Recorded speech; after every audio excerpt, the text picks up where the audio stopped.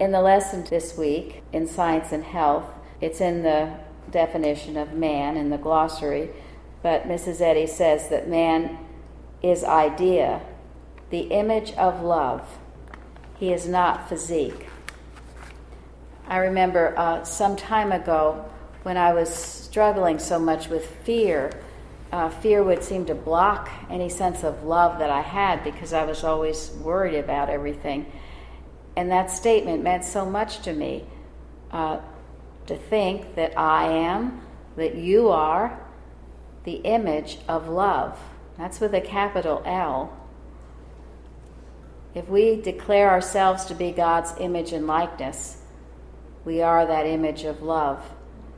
And when we strive to get ourselves out of the way, we can express this divine love, not the human love, but a divine sense of love. In the Bible, it says that perfect love casteth out fear. And I realize that you cannot be fearing and be loving at the same time. It's impossible. So I attacked my fear in many different ways, but one of the ways was this. If I was feeling fearful, I would ask myself, well, how can I love more? How can I be that image of love? For instance, because I know I did this a lot, and it's perhaps a common one, if I was feeling fearful for a family member, worried about them in some way, I would think, well, instead of worrying, how can I love?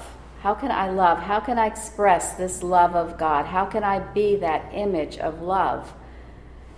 And thoughts would come to pray, to say the statements of truth, not to be worried, but to know that the angels of His presence was surrounding this person, that God's love was with them, and that I could trust God's love. And this was such a wonderful release and relief to me.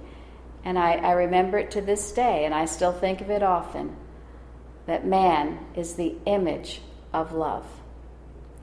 I'm so grateful for Mrs. Eddy, for this powerful textbook. Every sentence just comes forth with power as we use it and make it our own, changes our lives forever. So grateful to be here tonight.